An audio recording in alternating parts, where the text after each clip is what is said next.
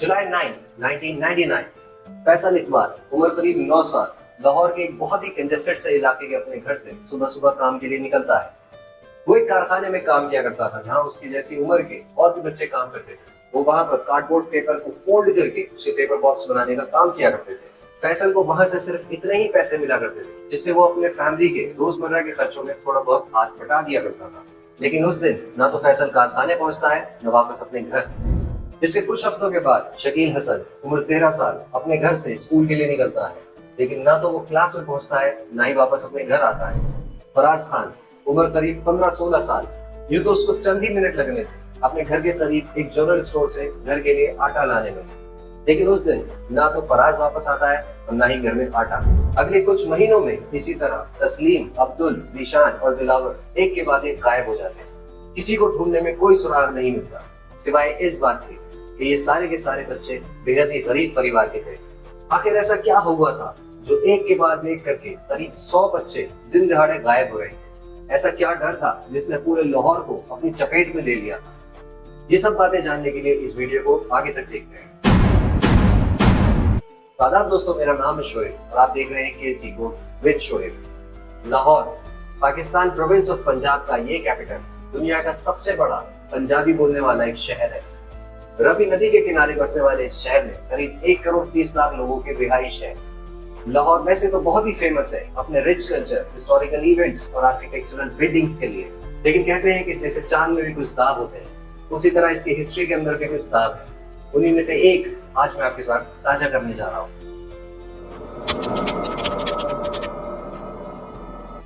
गायब हुए लड़कों में एक लड़का था जिसका नाम था एजाज मोहम्मद। लोग उसे प्यार से काका भी बुलाया करते थे। काका अपने बड़े भाई के साथ लाहौर की गली गली, सड़क सड़क पर घूमकर लोगों के सर और कंधों की मसाज का काम किया करता था। अक्सर कुछ लोग इनको अपने बेडरूम में भी ले जाया करते थे। अब चूंकि ये बहुत ही गरीब परिवार से थे तो कुछ एक्स्ट्रा पैसे कमाना इनकी मजबूरी होती थी।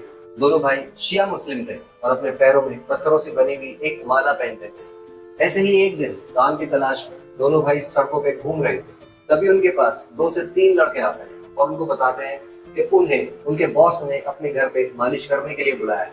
इसके लिए वो उनको डबल पे आउट का ऑफर भी करते हैं। थोड़ा मोल भाव करने के बाद दोनों भाई राजी हो जाते हैं। वो लाहौर की आड़ी तिरछी गलियों से होते हुए उस मकान के सामने जाके रुकते हैं जहाँ उनको बॉस की मसाज करनी। मकान का नंबर था 16-B रवि रोड। ये जगह पाकिस्तान की एक बहुत ही मशहूर मॉन्यूमेंट जिसको मीनार पाकिस्तान कहते हैं उससे कुछ ही मिनट की दूरी पर है। अब मीनार पाकिस्तान के बारे में मैं आपको कुछ बता देता हूँ। मीनार पाकिस्तान मॉन्यूमेंट यही वो एक जगह है जहाँ पर 1940 में यानी कि आजादी से पहले और बंटवारे से पहले मुस्लिम कम्युनिटी के लोगों ने इकट्ठा होकर अपने लिए एक अलग होमलैंड की डिमांड करी। अब वापस एजाज की तरफ आते हैं। बातचीत करने के बाद एजाज उस मकान में बॉस के साथ अंदर चला जाता है और उसका भाई आगे काम की तलाश में निकल जाता है। यह आखिरी बार था जब किसी ने एजाज को जिंदा देखा था।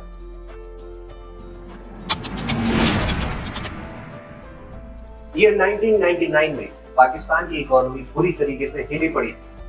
पहला तो परवेज मुशर्रफ ने जबरदस्ती सत्ता हासिल कर ली और दूसरा यूएसए के लगाए हुए सैंक्शंस की वजह से, जो कि 1998 में पाकिस्तान को न्यूक्लियर टेस्ट करने की वजह से लगाई गई थी। और बाकी बची हुई कसर Y2 के बग ने पूरी कर दी। भुखमरी और अनएम्प्लॉयमेंट उस टाइम अपने पीक पर थी। ना कोई काम था ना कोई धंधा, हर तरफ सिर्फ परेशानी ही परेशानी दिखाई दिया करती थी। और शायद यही एक वजह भी है क्योंकि हर साल पाकिस्तान से हजारों बच्चे अपना घर छोड़ के भाग जाते हैं। अक्सर ऐसे बच्चे आपको रात के टाइम पे सूखा नशा करके किसी फुटपाथ, सड़क या कूड़ा प्लॉट पे पड़े हुए दिखाई भी दे जाएंगे। मुफलिसी और बाकी बड़े परिवार का पेट पालने की जिम्मेदारी के चलते माँ बाप चाह करके भी अपने बच्चों को ढूंढ नहीं पाते। वो पुलिस के पास फरियाद लेके जरूर जाते थे, लेकिन गरीब होने के चलते उनकी वहाँ कोई सुनवाई नहीं होती थी, बल्कि पुलिस उनको दुत्कार के भगा दिया करती थी और ये कहती थी कि जाओ जाके किसी रिश्तेदार के यहाँ अपने बच्चों को ढूंढो। थक हार कर माँ बाप कभी सरकारी हॉस्पिटल या कभी मोर्चरी के चक्कर भी लगा के आ जाया करते थे, ये देखने के लिए कि कहीं उनका बच्चा वहां पर तो नहीं है। और फिर इस उम्मीद में अपना टाइम काटा करते थे कि एक दिन उनके घर का दरवाजा बजेगा और उनका बच्चा उनके सामने खड़ा मिलेगा। और ऐसा ही पुलिस ने एजाज के गायब होने पर भी करा और उसकी कंप्लेंट को सीरियसली नहीं लिया। लेट नवंबर 1999 लाहौर पुलिस स्टेशन के ऑफिस में एक लेटर आता है जो कि जावेद इकबाल नाम के एक आदमी ने लिखा होता है। उस लेटर में वो 100 बच्चों के कत्ल और की जिम्मेदारी लेता है। मगर शायद पुलिस के लिए ये बात बहुत ही लीस्ट प्रायोरिटी पर थी कि 100 बच्चे एक के बाद एक गायब हो गए और एक आदमी ने उनके मर्डर की जिम्मेदारी ले ली। यह हकीकत इस बात से पुख्ता हो जाती है कि उस इलाके के डीएसपी रैंक के ऑफिसर तारिक कम्बो अपने साथ कुछ कांस्टेबल को लेकर उस एड्रेस पे जाते हैं जहाँ से वो लेटर आया होता है। वहाँ पहुंचने के बाद उनको जावेद इकबाल नाम का आदमी मिलता है। पूछताछ के दौरान जावेद बहुत ही इराटिक बिहेवियर दिखाता है। वो अपनी जेब से एक पिस्तौल निकालकर अपनी कनपट्टी पे लगा लेता है और बार बार पुलिस को धमकी देता है कि वो अपने आप को गोली मार देगा। पुलिस के कैजुअल बिहेवियर और एटीट्यूड का आप इसी बात से अंदाजा लगा सकते हैं कि ये सब होने के बाद पुलिस ने ना तो जावेद को पकड़ने की कोशिश करी, ना उसका रिवॉल्वर जब्त करने की कोशिश करी और ना ही उसके मकान की तलाशी लेने की जहमत समझी। वो वापस आ जाते हैं और वापस आने के बाद तारिक अपने सीनियर्स को ये रिपोर्ट सबमिट करते हैं और कहते हैं कि ये आदमी एकदम पागल है, ये क्या 100 बच्चों का मर्डर करेगा। पुलिस के थ्रू अपने लेटर को सीरियसली ना लिए जाने पे शायद जावेद बहुत ही ज्यादा फ्रस्ट्रेट हो गया था और इस बार वो एक लेटर और भेजता है और वो लेटर भेजता है पाकिस्तान के एक बहुत ही पॉपुलर उर्दू न्यूज़पेपर के ऑफिस में जिसका नाम था जंग। अपने इस लेटर में जावेद इस बार 75 बच्चों की फोटोग्राफ से भेजता है। वो हेवी एनवेलप सीधा लैंड करता है जंग के क्राइम एडिटर जमील चिश्ती की डेस्क पर। उस लेटर में बहुत ही तफसील से एक एक मर्डर की डिटेल, बच्चों के कपड़े, उनके चेहरों की बनावट तक का जिक्र किया होता है। उस लेटर को पढ़ने के बाद जमील चिश्ती का जो रिएक्शन होता है वो आगे आप इस वीडियो में देखें। इस वीडियो का लिंक मैं आपको डिस्क्रिप्शन बॉक्स में भी दे दूंगा। एकदम ईएमडी से एक खत आया, एक लिफाफा आया, उसमें खत था। मैंने खोला, उसमें 75 बच्चों की पिक्स थी और उसमें एक तहरीर थी। तो वो जो तहरीर पढ़ी तो मैंने कहा कि ऐसा हो नहीं सकता। उस आदमी ने ये क्लेम किया कि मैंने जी 100 बच्चों को कत्ल कर दिया है, उनको इस तरह एसिड में डाल के मारा। उसने एक एक पॉइंट एक में लिखा हुआ था, मैं डिटेल में अभी नहीं जाऊंगा।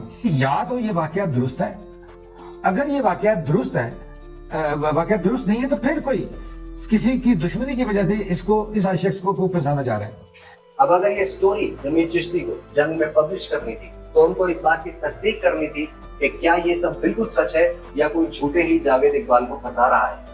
वो अपने साथ कुछ रिपोर्टर्स को लेकर के उस एड्रेस पे जाते हैं। दरवाजा खटखटाने पे अंदर से कोई आवाज नहीं आती। उस मकान की दीवार को फांदकर वो और उनके रिपोर्टर अंदर जाते हैं। देखते हैं कि वहां पर सारा सामान बिखरा पड़ा है, मकान में अंदर से कुंडी लगी है और मकान के अंदर घुसते ही उनको वहां पर एक बहुत ही अजीब तरीके की बदबू भी आनी शुरू हो जाती है। तभी उनका एक रिपोर्टर वहां रखे हुए 2 बड़े-बड़े कैनिस्टर को देखता है जो कि कपड़े से ढके हुए थे। रिपोर्टर जाकर जैसे ही उन कैनिस्टर पे से कपड़ा हटाता है, उसके अंदर का नजारा देख के उन सभी के होश फाख्ता हो जाते हैं, क्योंकि उन कैनिस्टर के अंदर तेजाब भरा हुआ था और उस तेजाब के अंदर बुरी तरीके से डिकम्पोज हुए और कटे हुए ह्यूमन बॉडी के पार्ट्स पड़े थे। उसके बाद वो रिपोर्टर्स फौरन उन फैमिली मेंबर्स से कांटेक्ट करते हैं जिनका जिक्र उस लेटर के अंदर किया गया था। फैमिली मेंबर्स से पूछताछ के बाद ये कंफर्म हो जाता है कि उस लेटर में लिखा एक एक क्लेम वर्ड बाय वर्ड सच्चा है। लेकिन इस बार जावेद किसी को घर पे नहीं मिलता और ना ही उसका कोई अता पता चल पाता है। जावेद का खत लिखकर अपने जुर्म का इकबाल करना ठीक उसी तरीके से है जैसे कि अमेरिका में डेनिस राइडर, जिसको हम बीटीके के नाम से भी जानते हैं, उसने किया। बीटीके के ऊपर मैंने एक वीडियो ऑलरेडी बना रखी है, आप चाहें तो उसको जाकर के चेक कर सकते हैं। अगले दिन यानी कि 3 दिसंबर 1999 को जंग के फ्रंट पेज पर ये खबर छपती है। साथ ही सारे बच्चों की फोटोग्राफ्स और उनके नाम पते भी दिए जाते हैं। इनमें से कुछ बच्चे तो फोटोग्राफ्स खिंचवाते टाइम मुस्कुरा भी रहे थे, शायद उनको नहीं पता था कि उनकी आखिरी फोटोग्राफ होने वाली है। ये खबर छपते ही पूरे लाहौर में कोहराम सा मच जाता है। लोग सड़कों पे उतर आते हैं, हर तरफ अफरा तफरी का माहौल बन जाता है और लोगों में बहुत ही गुस्सा होता है लाहौर पुलिस के खिलाफ। आइडेंटिफिकेशन के लिए पुलिस जावेद के घर से मिले कपड़ों के गट्ठर और जूतों को आइडेंटिफिकेशन सेल में लाकर रखती है, जिसको वेरीफाई करने के लिए वहां पर माँ बापों का सैलाब सा आ जाता है। कहीं कोई माँ रोते बिलखते हुए अपने बच्चे के कपड़े आइडेंटिफाई कर रही होती है तो कहीं कोई बाप रोता हुआ अपने आप को कोस रहा होता है कि वो क्यों अपने बच्चे को बचा नहीं पाए। बहुत सारे लोग तो बदला लेने की कसम भी खाते हैं। कैनिस्टर और बॉडी पार्ट्स को एग्जामिन करने के लिए फॉरेंसिक एक्सपर्ट्स भी वहां पर जाते हैं, लेकिन तेजाब की वजह से बॉडी पार्ट्स इस कदर डैमेज हो चुके थे कि उससे कुछ भी आइडेंटिफिकेशन कर पाना बहुत ही मुश्किल हो चुका था। डीएनए सैंपलिंग की प्रोविजन भी उस टाइम तक पाकिस्तान में मौजूद नहीं थी, क्योंकि पाकिस्तान में पहली डीएनए सैंपल की लैब 2006 में ही खुली थी। एक्सपर्ट्स सिर्फ पार्ट्स को देख करके इस बात का अंदाजा लगा पा रहे थे कि ये पार्ट कितनी उम्र के बच्चे का हो सकता है, और तभी एक्सपर्ट्स को उस कैनिस्टर में से एक कटा हुआ पैर मिलता है जिस पर पत्थरों की माला बंधी थी। जो शायद एजाज उर्फ काका का ही था। इतनी बड़ी खबर सुन के फॉरेन रिपोर्टर्स भी लाहौर पहुंचना शुरू कर देते हैं, जिसको सुन करके शायद वहां की सरकार की नींद खुलती है और वो पुलिस पर प्रेशर बनाना शुरू करती है कि ये केस जल्द से जल्द खोला जाए और मुजरिम को पकड़ा जाए। इस मैटर को पहले ही कैजुअली लेने की वजह से पुलिस की काफी किरकिरी हो चुकी थी। पुलिस हालांकि उसके 3-4 साथियों को पकड़ने में कामयाब हो जाती है, जिनमें से एक की बाद में पुलिस कस्टडी में मौत हो जाती है। जावेद का कोई पता न लगने पर पुलिस उसके साथी, रिश्तेदार और दोस्तों को उठाना शुरू करती है। पुलिस के थ्रू उठाए गए जावेद के भाई, जिनका नाम जियाउल हक है, वो पुलिस को बताते हैं कि जावेद बचपन से ही बहुत ही जिद्दी तरीके का लड़का था। वो अपनी बात मनवाने के लिए अपने घर वालों को थ्रेट किया करता था। वो ये कहता था कि वो अपने आप को चोट पहुंचा देगा अगर उसकी बात न मानी गई, और थक हार के उसके घर वालों को उसकी बात माननी पड़ती थी। बड़े होते होते जावेद के इस इरेटिक बिहेवियर में और ज्यादा बढ़ावा होने लगा। वो कभी भी किसी से कहीं भी कोई भी बात पे लड़ पड़ता था। बड़े होते होते जावेद और ज्यादा अग्रेसिव होता जा रहा। वो मोहल्ले में किसी से भी लड़ दिया करता था और कभी भी सड़क पे कहीं पर भी मिले किसी भी बच्चे को मोलेस्ट कर दिया करता था। दिन दुनी रात उसका ऑब्सेशन बच्चों के लिए बढ़ता ही चला जा रहा था। वो शहर और शहर के बाहर के बच्चों से कांटेक्ट करने की कोशिश भी किया करता था। उस जमाने में ना तो ईमेल, चैट या मैसेंजर हुआ करते थे, तो लोग अपनी बात दूसरों तक पहुंचाने के लिए मैगजीन्स में अपने नाम पता लिख करके इश्तिहार दिया करते थे।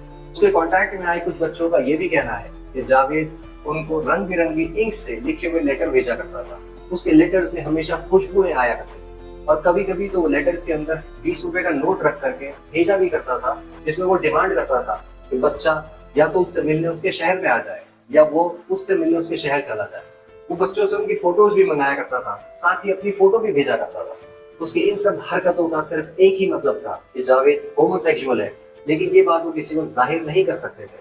70s और 80s के टाइम में बड़े से बड़े लिबरल कंट्रीज जैसे कि यूएसए और यूके में भी लोग अपनी सेक्सुअल प्रेफरेंस को जाहिर करने में घबराते थे, और जावेद तो पाकिस्तान में रहता था, वो भी एक बहुत ही कंजर्वेटिव फैमिली जहाँ पर ऐसी प्रेफरेंस डिस्कस करना ही फॉरबिडन था। शायद घर वालों को उसकी इस बात का पता था, तभी उसकी 2 बार जबरदस्ती शादी भी कराई गई, लेकिन दोनों शादियां ज्यादा दिन चल नहीं पाई। हालांकि उसको पहली शादी से एक बेटी और दूसरी से एक बेटा भी हुआ। धीरे धीरे जावेद अपने एरिया में चाइल्ड प्रेडेटर के नाम से मशहूर होता चला जा रहा है। तभी 1990 में जावेद एक 9 साल के बच्चे को अपने घर पे लाता है और उसका रेप कर देता है। बच्चे के घर वाले जावेद की कंप्लेंट पुलिस में कर देते हैं। हालांकि जावेद पुलिस को और उसके घर वालों को रिश्वत देके उनका मुंह बंद करवा देता है। इस हरकत से उसके भाइयों में और रिश्तेदारों में तलखियां बढ़नी शुरू हो जाती है और वो लोग अलग होने का डिसाइड कर लेते हैं। जावेद के हिस्से में काफी मोटी रकम और शाहबाद का एक विला आ जाता है। वो वहां पर मूव होने के बाद एक स्टील का कारखाना खोलता है, जिसमें वो सिर्फ और सिर्फ कम उम्र के लड़कों को एम्प्लॉय रखता था। जियाउल हक बताते हैं कि जावेद अपने कारखाने के लड़कों को बहुत ही प्यार से रखा करता था। वो उनके लिए खाना, कपड़े और सारी वो काम किया करता था जिससे वो खुश रहे। यहाँ तक कि वो उन्हें सैर पे भी लेके जाया करता था, लेकिन तब भी बच्चे उसके पास रुकते नहीं थे, सिवाय एक के जिसका नाम था साजिद। ये वही साजिद है जो आगे चलकर जावेद का पार्टनर इन क्राइम भी बनता है। उसके बाद आगे चल के जावेद उसी इलाके में एक वीडियो गेम की दुकान भी खोलता है। अब जावेद हर टाइम बच्चों के अंदर घिरा रहता था। वो काफी रुपया पैसा इन बच्चों के ऊपर उठाता भी था, और पुलिस ये जानते हुए भी कि जावेद एक चाइल्ड मोलेस्टर है, उसको ऐसा कोई भी काम करने से रोकती नहीं। इसी बीच जावेद 2 और बच्चों को करता है, लेकिन ठीक पहले की तरह जावेद बच्चों के घर वालों को पैसे देके उनका मुंह बंद करवा देता है, जिससे कि पुलिस में उसकी कोई कंप्लेंट न कर सके। जावेद हमेशा बढ़ चढ़ के पुलिस के बड़े अफसरों और पॉलिटिशियंस के साथ अपने ताल्लुकातों का बखान किया करता था। यहाँ तक कि वो एक मैगजीन जिसका नाम एंटी करप्शन था, उसमें पुलिस के बड़े बड़े अधिकारियों के इंटरव्यूज भी लिया करता था और उन्हें छापा करता था। शायद यही एक वजह भी थी कि अक्सर लोग उसकी शिकायत करने से घबराते भी थे। आखिर जब सब कुछ जावेद की मर्जी के मुताबिक चल ही रहा था, तो ऐसा क्या होता है कि जावेद एक के बाद एक 100 लड़कों का मर्डर कर देता है। एक ऐसे ही दिन सितंबर 99 की रात जावेद दाता दरबार से एक 15 साल के लड़के को अपनी मालिश करवाने के लिए लेके आता है। उस रात जिस लड़के को जावेद अपने साथ लाया होता है, वो किसी तरह रात में छूटकर अकेले या अपने किसी साथी की मदद से जावेद पर हमला कर देता है और उसकी जबरदस्त पिटाई करता है। मार इतनी जबरदस्त थी कि जावेद की खोपड़ी में 3 से 4 फ्रैक्चर आ जाते हैं और वो करीब 20 दिन तक कोमा में भी रहता है। बिजनेस के बंद हो जाने से और अपने इलाज में काफी रुपए पैसा लगने की वजह से उसका बैंक बैलेंस धीरे धीरे गिरता चला जाता है। उसके बाद जावेद शाहबाग के अपने उस मकान को छोड़कर एक बहुत ही छोटे से मकान के अंदर मूव होता है और वो मकान होता है 16-B रवि रोड। और यही वो जगह थी जहां पर जावेद ने एक के बाद एक 100 बच्चों का कत्ल किया था। इधर पुलिस जोर शोर से जावेद को ढूंढ रही होती है, लेकिन जावेद एक दिन अपने आप जंग के ऑफिस में पहुंच करके सबको हैरान कर देता है। वो वहां जाकर के लोगों से बोलता है कि मैं ही जावेद इकबाल हूँ जिसने 100 बच्चों का कत्ल किया था। वहां पर लिए गए इंटरव्यू के दौरान जावेद बताता है कि वो वहां से भागकर इस्लामाबाद में छुप गया था। वो फकीरों के बीच उनका भेष बनाकर रहा करता था। अपने इंटरव्यू के दौरान जावेद बताता है कि उसके इन सारे कत्लों के पीछे असली मकसद क्या था। जावेद बताता है कि जब उसके ऊपर हमला हुआ था तो लाहौर की पुलिस ने बजाय उसके साथ देने के उल्टा उसी को हैरेस किया था। यहाँ तक कि उन्होंने उसकी माँ को बुला करके भी बहुत ज्यादा हैरेस किया और उसको उसकी हालत देखने पर मजबूर किया। अपने बच्चे की हालत देखकर जावेद की माँ रोज रोया करती थी और आखिर में दिल का दौरा पड़ने से उसकी मौत हो गई। जावेद को काफी टाइम लगा था अपने पैरों पर ठीक से खड़े होकर के चलने में। उसी दिन उसने एक कसम उठा ली थी कि जिस तरह उसकी माँ रोई है छोटी माओ को रुलाएगा। उसके मकान की तलाशी लेने पर पुलिस को उसके पास से एक डायरी भी मिलती है जिसमें उसकी लिखी हुई एक आखिरी एंट्री होती है जो कहती है कि मेरी गिनती 100 तक पहुंच गई है। वो एक बहुत ही सुंदर 16 साल का भूटानी लड़का था। वो पेशावर से आया था। ऊपर वाले की रहमत से मेरा मिशन पूरा हो गया। मेरे गालों पर आंसू बह रहे हैं और मैं ये इंश्योर करना चाहूंगा कि मेरा मिशन और मेरा ये संदेश पूरी दुनिया तक पहुंचे। इकबाल के 30 दिसंबर 1999 को जंग के ऑफिस में सरेंडर करने की खबर मिलते ही पूरे पुलिस महकमे में हड़कंप सा मच जाता है। यहाँ तक कि जमील चिश्ती को आर्मी के जनरल का फोन आता है और वो ये कहता है कि इकबाल को आप पुलिस के हवाले नहीं करेंगे और वो आर्मी भेज देते हैं। वो आर्मी वैसे तो जावेद की सिक्योरिटी के लिए भी थी क्योंकि पुलिस और पब्लिक दोनों से ही जावेद को खतरा था। गिरफ्तार होने के बाद जावेद पे केस चलता है। उसका केस अल्लाह बख्श रांझा की कोर्ट में आता है। शुरुआत से ही अल्लाह बख्श रांझा का मूड देख के लगता था कि वो इस केस को ज्यादा चलाने के मूड में नहीं है और जल्द से जल्द जावेद को सजा देना चाहते हैं। उसके केस की सुनवाई लगभग डेली हुआ करती थी, वो भी मीडिया के स्पॉटलाइट के अंदर। हालांकि जावेद ने इस पूरे ट्रायल के दौरान कई बार बयान बदले, लेकिन जज और पुलिस इस बार उसकी कुछ सुनने के मूड में शायद नहीं थी। जावेद और उसके वकील ने ये दलील भी दी कि जो सबूत जावेद के घर से मिले हैं वो काफी नहीं है जावेद को मुजरिम करार देने के लिए, और ये बात कुछ हद तक सही भी थी।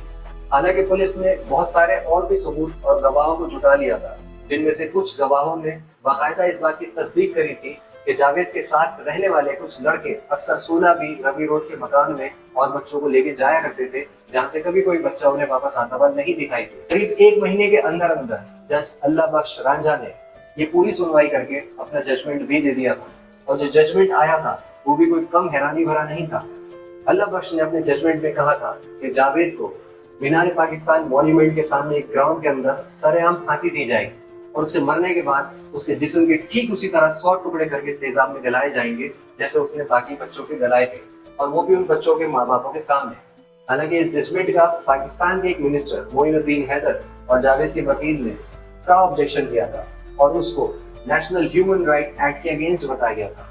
इससे पहले कि जावेद को सजा हो पाती, एक खबर आती है 9 अक्टूबर 2001 जावेद और उसके साथी ने लखपत जेल के अपनी बैरक में सुसाइड कर ली। हालांकि जावेद के भाई और उसके वकील का कहना है कि इसमें जरूर पुलिस का फाउल प्ले है, क्योंकि जावेद अपने साथ इस में शामिल कुछ पॉलिटिशियंस और पुलिस के बड़े अफसरों का नाम खोलने वाला था।